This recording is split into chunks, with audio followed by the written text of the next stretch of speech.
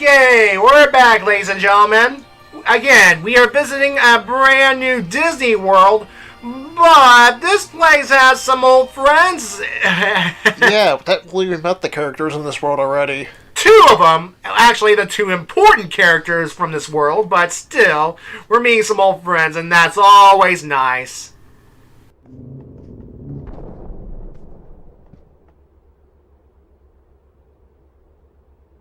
Hey, what is this place? It's huge! And sort of gloomy, don't you think? I wonder who lives here.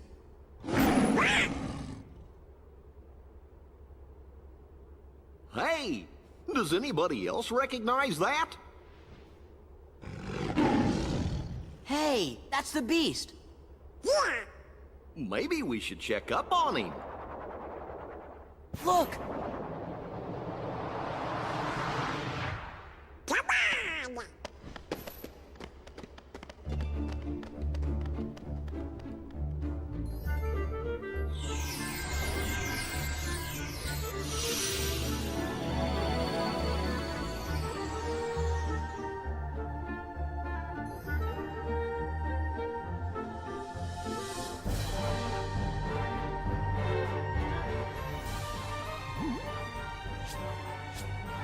Where did he go? What?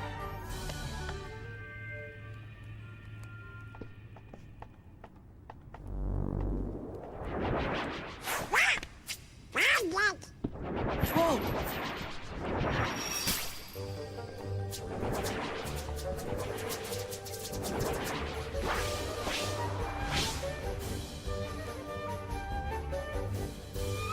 Yes, ladies and gentlemen, we are in the world of Beauty and the Beast. Beast's Castle, to be exact. Ah, yes. So, yeah, folks, essentially the plot of this world is, actually kind of a darker version of the Beauty and the Beast plot. And what do I mean by darker? Well, let's just say that, you know how, around this time, I'm guessing around this time that Beast and Belle have are starting to trust each other a lot, you know. Yeah. And there's going to be something that we will encounter next time that will put a damper on that trust. And let's just say it's not Gaston. Okay. Yep, Gaston is not in this world, unfortunately. Huh, how odd. Yeah. He was the villain of the movie. Well, yeah, more on that in a bit.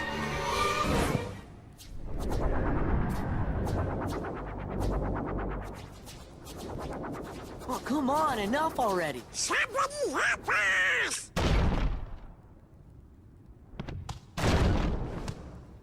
Ow!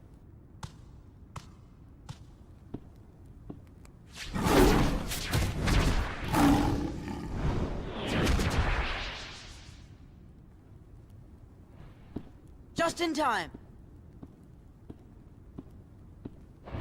Wah! Ow!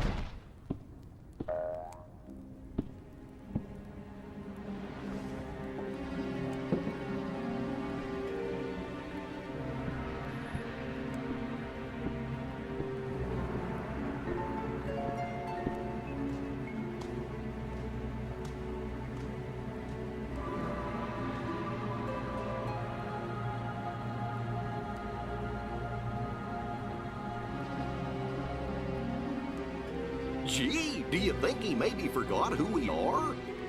With this many Heartless around, something must be up. Why do you have to do that?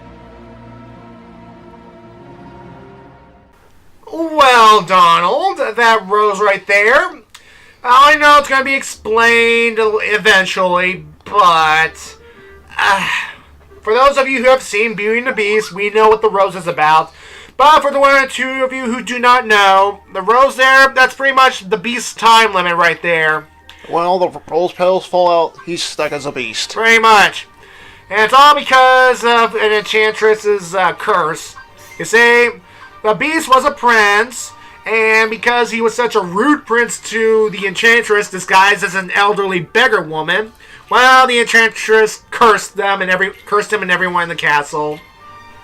So, and the only way to break the curse was to have the beast learn to love and have love earned in return, and bam. And again, it has to be done before the last petal falls from the rose, or else that's it. Yeah. Now, like I said earlier, Gaston is not in this world. Although, too bad, though. I would love to smash his face in with my Keyblade. Yeah. It would have been nice. No one can take a bashing like Gaston. But, as we will discover as we explore this world, there is somebody who's just as much of a jerk as Gaston. No, even worse than Gaston. And spoilers, we've kind of met him before when we journeyed to Hollow Bastion. Oh, I think I know who you mean. Ah, yes. Well, at least we've seen him before. No. Let me take it back. We've seen him before, not only there, but in various cutscenes. Okay. Yes. Now, this actually brings up an interesting point, really. The original Kingdom Hearts 2, the main problem people had with that game was that the overall plot. Now, and I can actually understand what they're talking about, really. You see, the first Kingdom Hearts game had Disney worlds you can explore and essentially kind of play out their movies and interact with their characters, right? Yeah. But they all had an overall connecting theme, you know? Sora, Donald, and Goofy traveling between the worlds, sealing keyholes so that the Heartless could not destroy them, and villains from those worlds actually team up to try and stop them. Yeah. And yeah, they're traveling to worlds, searching for their friends, and yeah, that sort of thing. I mean, it was all connected, really. And in this game, well, the threat of the world destruction no longer applies here, really. I mean, all the worlds are safe and sound, and we're just going through plots of certain movies here and there. So, in the end, what's the overall plot? You may think. Well, the plot, as it were, how to best describe it? I mean, when I first bought this game, it was exciting for me to go to all these worlds, fighting all these monsters, and interacting with Disney characters. I mean, that brought into my nostalgia. I didn't mind that. It's just the overall plot, it's kind of weak in a way, you know? Well, at least with the vanilla edition of Kingdom Hearts 2. Now, Kingdom Hearts 2 Final Mix tries to fix this by adding more stuff with the organization members, additional scenes featuring Naminé and Axel, and pretty much things that can help with the story overall. It's just, yeah, it's definitely weaker than Kingdom Hearts 1. Now, is it weaker in comparison to Kingdom Hearts 2? I mean, Kingdom Hearts. Thank you. You see, again, with the naming system, it's all confusing. I mean, Chain of Memories, dude. Okay. Do you think the plot's weaker? Which of them is weaker compared to Chain of Memories and this game? Probably Chain of Memories, because at least this one, for the most part, has a point. Well, so did Chain of Memories. Yeah. Now, even though the game... What I'm saying here is that there's... No, that doesn't fit in it either. Now, I mean, okay, think about it this way. Okay, Chain of Memories. Okay. Now, I admit that the game mechanics, especially RE Chain of Memories and the world visiting, was a bit annoying. I can admit that. And the Disney World had no plot. But let me put some things to add. Let me add some of my thoughts about some of the things. The overall, the overall plot was the organization members trying to manipulate Sora so that they can take over. At least the ones in the castle, that is. And at the same time, Riku is being manipulated by his darkness, right? Yeah. So, I mean, in a way, I think Chain of Memories is a little stronger than Kingdom Hearts 2, but not by much. It's just like a sliver. But, yeah, but the only thing I mean, I don't know, really. I mean, in the end, Chain of Memories is, by Sora, Donald, and Goofy's definition, never happened, really. Yeah. But in a way, it had to happen because several organization members are dead, and how else? Yeah, these plots the plots at this point are getting confusing and headachy, folks. It's just gonna get worse from here. Well, or better, depending on your point of view, really. I mean, there is one Kingdom Hearts game that's actually set before the other Kingdom Hearts games, and it's if you haven't played any of the other Kingdom Hearts game, you can get from point A to point B no problem without being confused. Hopefully.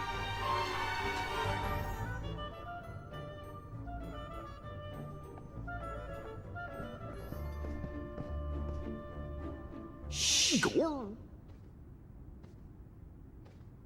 Oh, what am I going to do?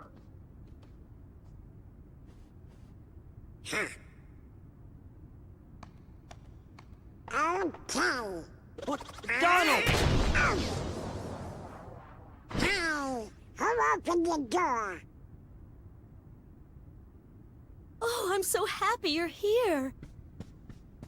Donald. Sora. Goofy. Hiya. Put me down. Put Oh. me down. Oh, Yeah. Just what I always wanted, my very own Donald Duck. Ah, yes. Now we could buy that Belle has no problem seeing Donald, Sora, Donald, and Goofy because, one, she's seen them before in the previous game. Well, Kingdom Hearts 1. Yeah. And but the Beast is here, so, and also talking inanimate objects, so. Yeah, so she wouldn't mind this stuff, so we can give them a pass this time. Yeah. Yes. Plus, she wants to be part of something more and be part of her own adventure and weird things, so, well, she was, and yeah. So, essentially she's back in her, I'm guessing her civilian outfit. That's what we're going to call her normal outfit, not the fancy dress she wore in Kingdom Hearts 1. Now, according to now, I know, again, I'm comparing this to the movie, but in the movie, she wore that fancy yellow dress, during the big dance sequence, right? Yeah. And it was after the dance sequence that the Beast let her go. Because Belle's father was sick and she wanted to go take care of him. So, yeah. Of course, for some reason, she's back to hanging out in the Beast Castle, so... I don't know. More marketability, make her more princess-like. Make her all... Because, I mean, think about it. Belle hanging out with all the other princesses of Heart, dressed like that, that'd be kind of weird. Yeah. But to be fair, Alice, who, again, why is she a princess of Heart? I could never explain. She dressed all simple, too, because, she's a simple girl. And, yeah. Anyway, I mean, Belle would look... I mean, Alice was already out of place among the whole other princesses. I mean, they're all dressed up fancy-like, you see. We got Snow White. There was Cinderella. We got Aurora. And we got Belle, too. Oh, what about Kyrie? Well, Kyrie... Original character. She gets a pass. Oh, okay. She never knew of her true heritage, too. But at the same time, they're probably operating under the definition that princess doesn't mean princess. I mean, if you think about it, Belle wasn't exactly a princess either until the end, right? Yeah. So, yeah. Now I can get Jasmine a pass, too, because that's royal regalia from Agrabah, so... Yeah. Yeah. Anyway, we got the return of our good old fat body Heartless. Whoop-de-freaking-do. And, of course, their weakness is the same. You have to attack them from behind. And when their health gets halfway done, well, they go berserk. However, there is a reaction command that if you manage to execute, you can pretty much ruin their whole berserk plans. So keep that in mind, folks. Keep that in mind. Yeah, so we need to go to where the servants are. And, yeah. Now, if anybody's familiar with the movie, I think we all know where the servants are. Well, if you notice that, what was that? The dresser drawer? Is that what it is? Yeah, is anybody familiar with the movie? You know that the dresser drawer is actually a living person, and we're gonna have a nice little fun sequence after I, well, gather up these treasure chests in the area. See here, get some treasure. Could be something useful. Well, shards, but they can be used to synthesize items, which again are required for the secret ending. Whoop-de-doo. I'm going to be complaining like this a lot, folks. I'm sorry. It's just that there's just a lot more requirements to get the secret ending than the first game. Some people like that thing, others hate it, and I fall into the latter category. Too much work. But then, of course, if you didn't have too much work, you wouldn't be rewarded with something great. You see? Anyway, that's the door right there. And, of course, the dresser drawer comes to life, and yeah. You know, Sora shouldn't be really too surprised. I mean, look who he's hanging out with. Yeah. But Donald and Goofy are also surprised as well, but, You'd think they'd be used to such things by now.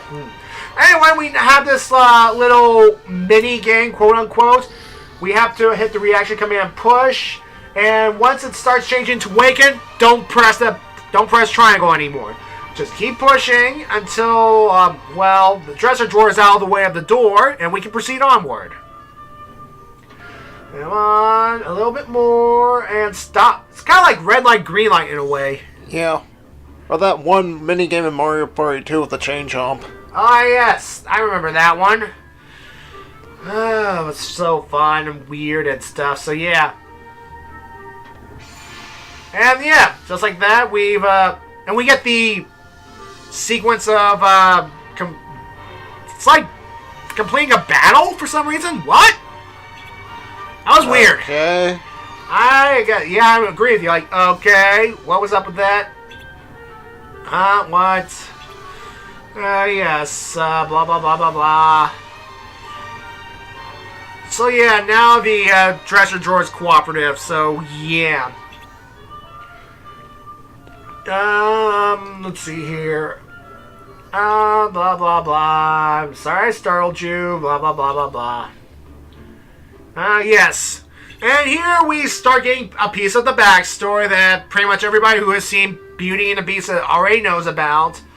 But from Sora, Donald, and Goofy's perspective, they never heard of it before, so yeah. Yes. Blah, blah, blah, blah, blah, blah, blah, blah, blah. Although his behavior was far from princely at the time. Blah, blah, blah. Yakety yak, yak, yak, yakety schmackety, blah, blah, blah. Well, it was a cold winter's night. And, okay. Yes, see they're interested. And, what a tease. Look at that. It's like, here, it began on a dark and stormy night. And that's the end of the story and that's it. Hear from someone else. Yeah. Brilliant. Just brilliant. Let's see here. Certainly no place for a clock. Get it? Because... Yeah.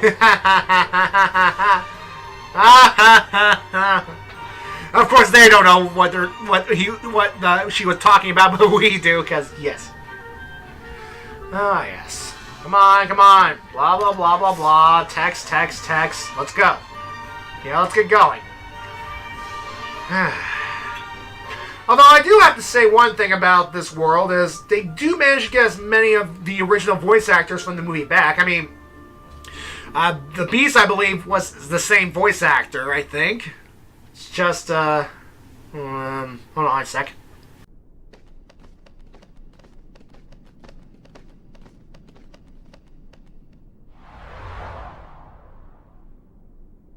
This must be it.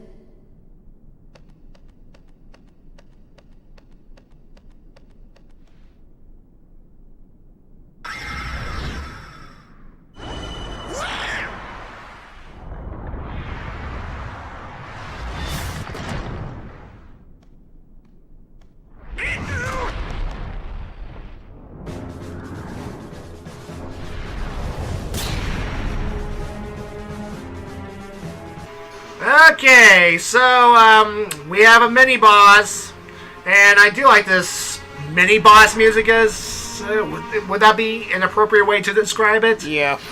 It's called, Dance to the Death, I believe. And how appropriate, it's, dancing our way to death. Anyway, the boss, well, the mini-boss here is the door that contains the servants, and it's being controlled by a possessor. So what you have to do is, well, first take care of the statues that come to life, so that we can, well, get them out of the way. And of course, again, I failed to do reaction commands because it disappeared before I can actually push the triangle button. And, whoa, yeah, I've been flung up pretty high, yeah.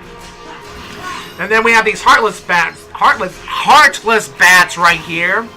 And if you manage to successfully initiate the reaction command Bat Cry, you can do some damage to this door right here. Of course, I want to heal myself because this thing hits hard. Trust me. Come on, I need Bat Cry. And man doesn't have some reach. Bat Cry. Ah, there, come on. There we go. There we go. Alright, once the door's stunned enough, you can release the possessor that's possessing the thing, and you can just attack it. Come on, there you go. As you can see, it has little health. Come on, you stupid. Ah. Oh, shoot, it repossessed the door. Fine. Okay. Ow! Ah. Come on, you stupid thing. Oh, great. Now it's channeling Dark Ball energy. Whoop-de-freaking-do. And these things actually home in on you, so... yeah. You know, I was, at the time of this recording, I was tempted to go to Valor form just for the extra firepower. But again, every time I use Valor form, I risk transforming into a certain alternate form, which, in this case, would not work for me. I kind of need all the help I can get. And I'm also kind of regretting adding so many combos because, well, you know, I need that finishing hit to finish this thing off. Come on, there we go. Now to release the possessor and finish this thing off. Come on. Come on, there we go. A little bit more. There we go. Well, that's that for the possessor, and those statues that were in the fight as well, they were also possessed by possessors. So, yeah. And with no more possessor, the door returns to normal, and we can actually enter the thing. So, hooray. Huzzah. Bye. Oh, and by the way, folks, the possessor is actually a pure Heartless, because, as far as I can tell, I see no Heartless symbol on them. So, yeah, it's a pure-blooded thing. Okay, so we'll enter the door, and, save the servants. Come on. Yeah, let's go. Let's save the servants. Alright. Open, open, open the door, the door, the door, the door, open the door. There's nobody here. You mean there's nobody to rescue? Did someone say rescue? Shh. Keep quiet. It might be them. Oh, they look like nice boys to me. We are nice. We're your friends. Yeah, Belle sent us to find you.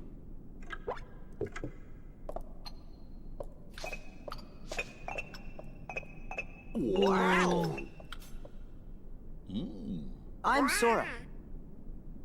Donald. Goofy. Don't. I am self-winding, sir. I am not too deep. I'm glad you're okay.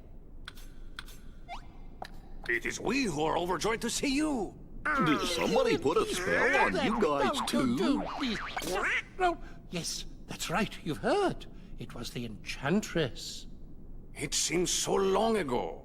It was a cold winter's night.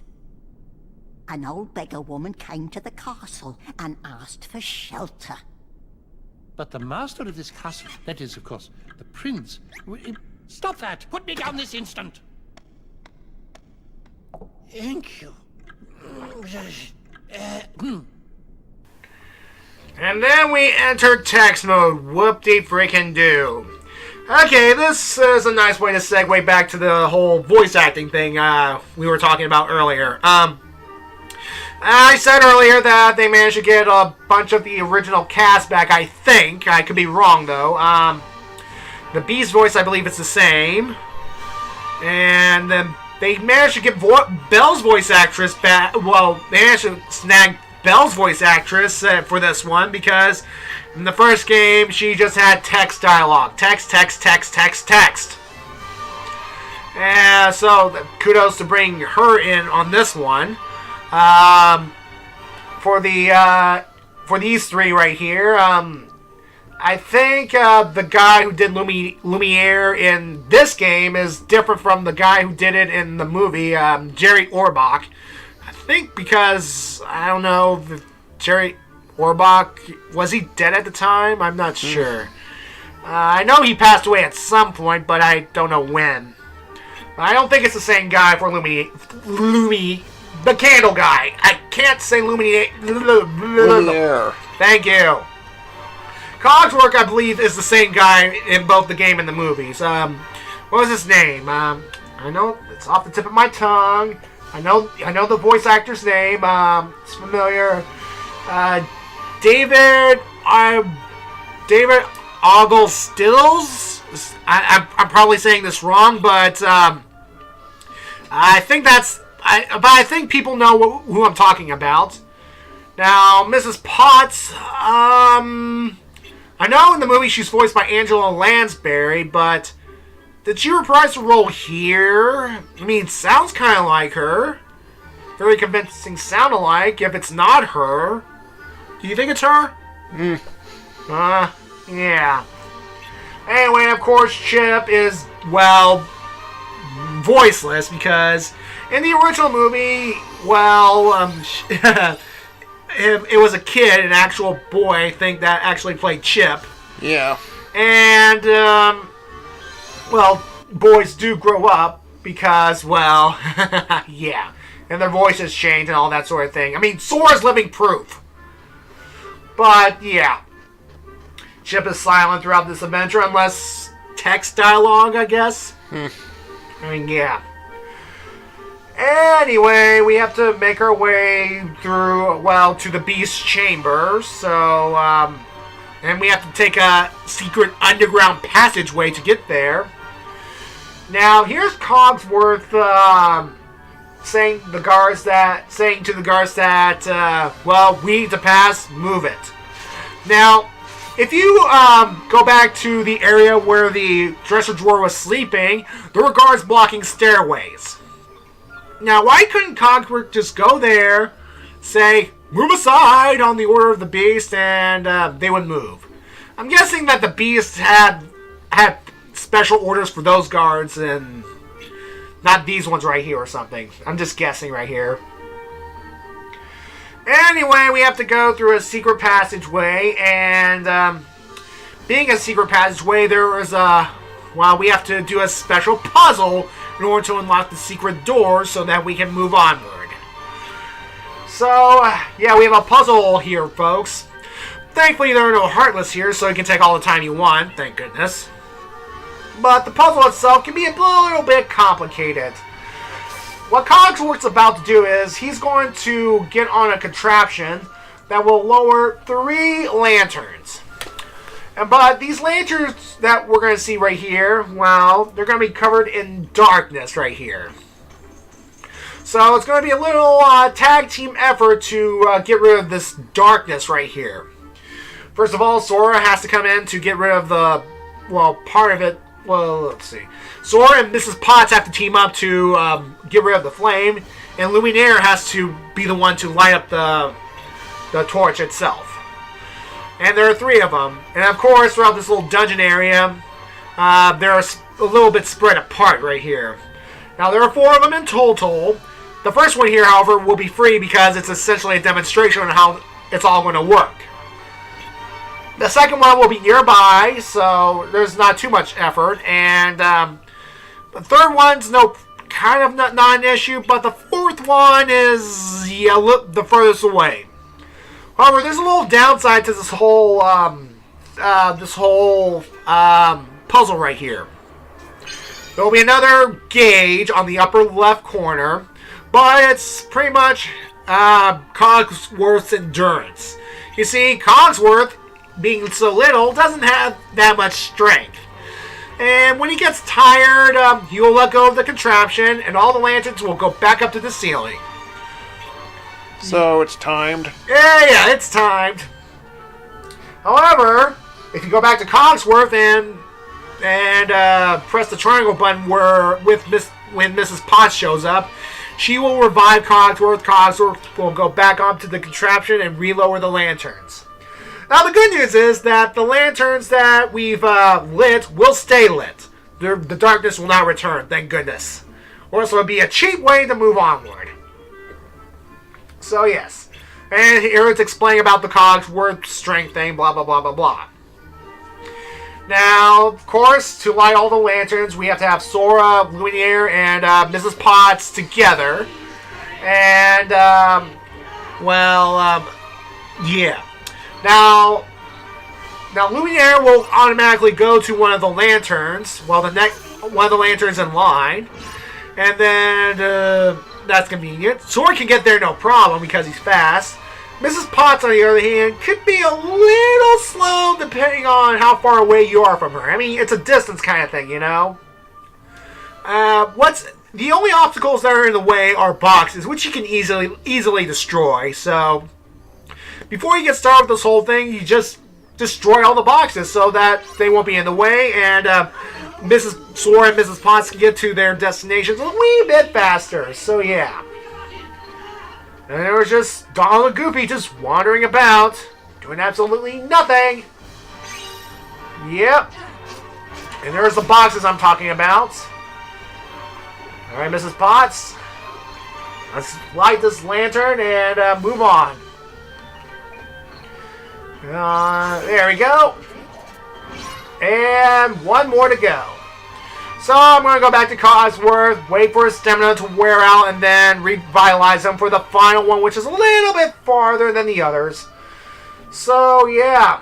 Folks, I'll light the final lantern next time, and we will move on from this place. Okie dokie. So, anytime now, Mrs. Potts. Anytime now, Mrs. Potts. Where are you, Mrs. Potts? You're too slow, Mrs. Potts. Ah!